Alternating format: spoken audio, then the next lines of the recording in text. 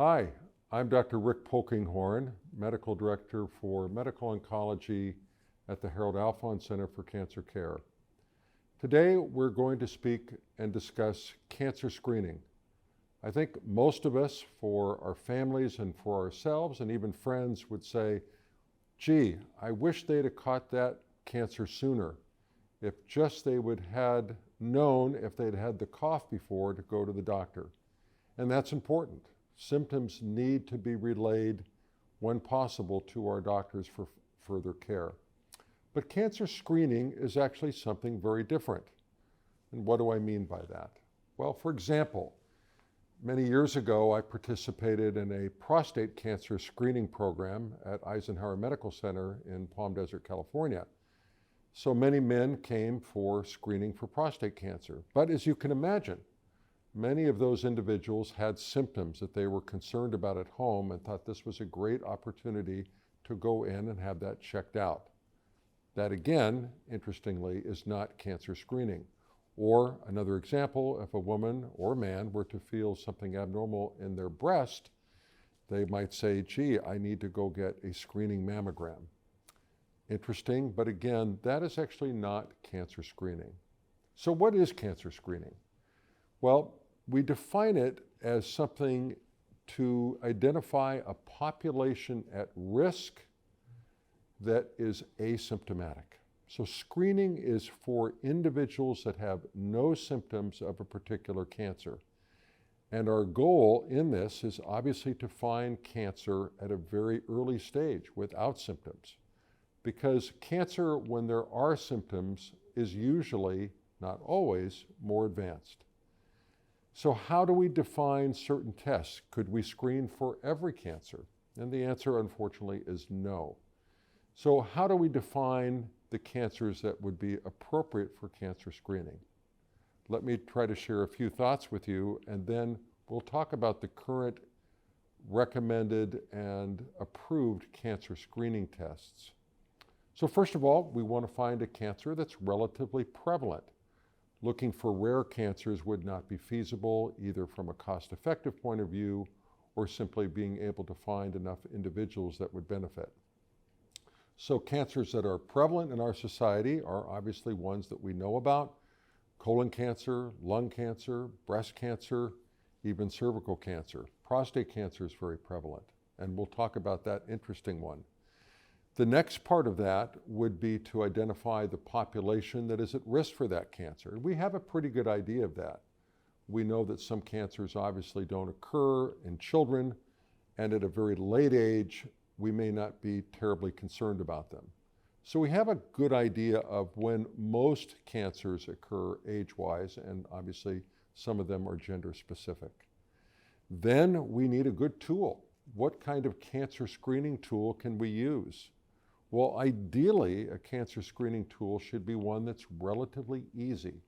Not many of us want to go in and get a cancer screening test that would be quite difficult or dangerous or risky or painful. So we'd like a test that's fairly simple.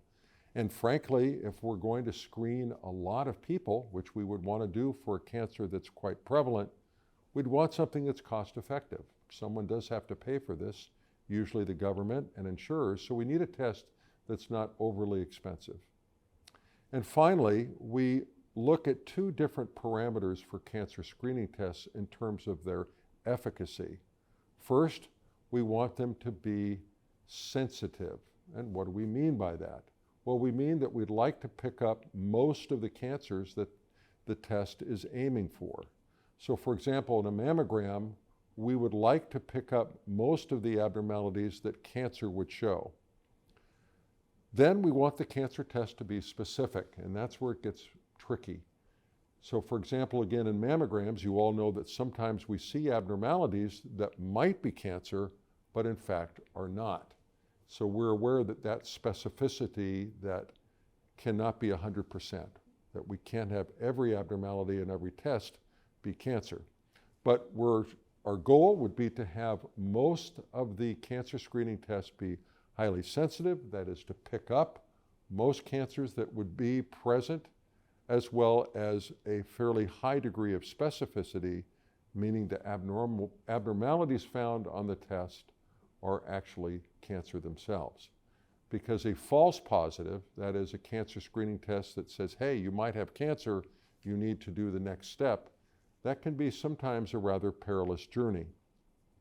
So let's talk about what cancer tests are currently recommended and are guideline specific. And certainly for you as an individual, I would strongly recommend you talk to your primary care physician and see if you are eligible. But again, remember, the cancers we are going to talk about are for a population at risk of a cancer that's relatively prevalent, and a screening tool, and that's tough to find, that has all of the ease and flexibility that we mentioned earlier. So what's the oldest one? Probably is the Pap smear. This is looking for cancer of the cervix. It has been proven to be very sensitive and quite specific. Now, this does require an examination and a scraping and a biopsy and pathology being read, but many, many patients' lives have been saved by the use of Pap smears. It generally is recommended to be done between ages 21 and 29 every 3 years, and after that up to age 65 every 5 years. Beyond age 65, it would depend on the patient's personal risk and, frankly, to talk about what they think their lifespan is. Why do we talk about that in screening tests? Well, again, if someone has very severe underlying heart disease or lung disease and their doctors think that their lifespan is less than 10 years, then some screening tests are not recommended. So Pap smear is a highly specific, highly sensitive test. It does require an examination and a biopsy and a pathology review, but is very cost effective for the government because we want to prevent this disease as much as possible, and it is a difficult treatment when it's found, or can be. Secondly, one of the older breast cancer screening tests, which is still very prevalent, as you know, is the mammogram. Now, mammograms are quite sensitive. They pick up lots of abnormalities that we usually call microcalcifications or other abnormalities the radiologists find. They are not as specific as we'd like them to be. And what does that mean? That many of the abnormalities found on a screening mammogram often turn out to be benign. So as of now, good three-dimensional screening mammograms are quite good. They're quite sensitive and their specificity is improved. That doesn't mean, even though they're sensitive, that they're 100% sensitive. Obviously, some breast cancers are not found on mammography. But nonetheless, they've made a major difference, all studies have shown, in the overall mortality of breast cancer in this country. We find breast cancers vastly earlier than we did in the 1960s and 1970s, when women largely were diagnosed with breast cancer by feeling a lump in their breast. Another cancer screening test that's approved that you probably know of, and this has been around now for well over 30 years, is the colonoscopy. Now, this is a challenging screening test. Why is that? Well, we know the population at risk. It's generally men and women over the age of 50, although with some risk factors, some physicians may encourage their patient to have it at age 40 or 45, depending on their family history. It is quite specific. It's highly sensitive, but it does require, as you can imagine and know, a rather lengthy procedure to have a colonoscopy. It is safe. The evolution of the colonoscopy over the last 30 years has been tremendous. They're much safer, much easier. The preparation is perhaps simpler, and the amount of anesthesia needed is less. The colonoscopy is very good at picking up early colon cancers and has saved many lives. The Cologuard test, which is a stool for occult blood, is in a formative process, but I think we can say as of yet it does not completely take away the great role of the colonoscopy for patients who are well enough to have it. Now, one great thing about a colonoscopy that is fun to share is that it is probably the only screening test for cancer that can actually prevent cancer. Now, what do we mean by that? Well, for screening, we want to find patients that have no symptoms and find their cancer very early. But colonoscopies not only do that, but they can find precursor polyps in the colon that can turn into cancer, such as a tubular adenoma. And removing these can actually prevent colon cancer. So that's a great test. Another cancer screening test that's approved that's relatively new, is the low-dose CAT scan of the lung. Now, we use a low dose for people who are at risk for lung cancer. Now, this is big. Lung cancer is the #1 cause of cancer death in men and women in this country. So we now have a low-dose CAT scan for that population at risk. Who is at risk? That's somewhat of an area that is fuzzy, I think. At least people over 55 years of age who have a significant smoking history are eligible, but certainly people younger whose smoking history was quite significant, in my opinion, also may benefit from that. And time again, we find very early lesions in the lungs that can be removed by surgery, and patients can again be found to have an early lung cancer. So again, great example of a very prevalent disease with a lethal outcome and something we can do something about. We can actually take out those early lung cancers and save lives, which it appears to be doing. Now, there are a few other cancer screening tests that I want to mention just briefly. The most controversial one is prostate cancer. For many years, we tested the blood of men starting at age 50, called a PSA, or prostate-specific antigen, to check for prostate cancer. It was very sensitive.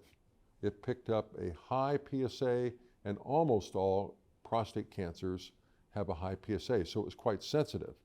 One of the problems was it was not entirely specific. A high PSA was not only representing prostate cancer, it could be benign prostatic hypertrophy. But the major prostate cancer controversy came about what to do. And there were early studies from Norway and other countries in that area that showed, despite catching prostate cancer early, intervention early did not necessarily change outcome or survival. So most guidelines, believe it or not, do not recommend checking a PSA as a screening test for prostate cancer.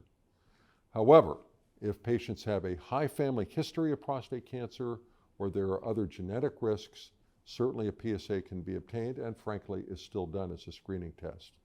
Once again, that is different than a man who has symptoms and is concerned and their doctor is concerned about prostate cancer, then yes, a PSA is obtained. But that, as I mentioned, is not screening.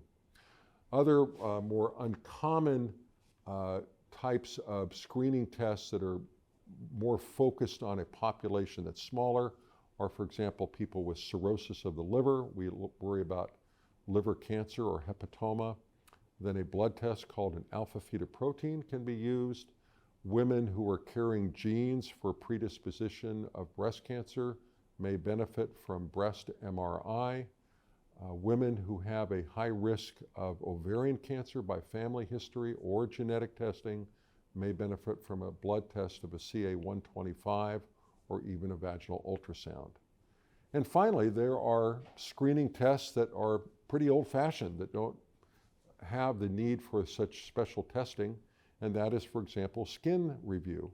Having your skin reviewed to make sure that you might not have a skin cancer is a very good screening test, and particularly in patients who have a family history of melanoma or a personal history of abnormal moles, that's generally considered a very good idea.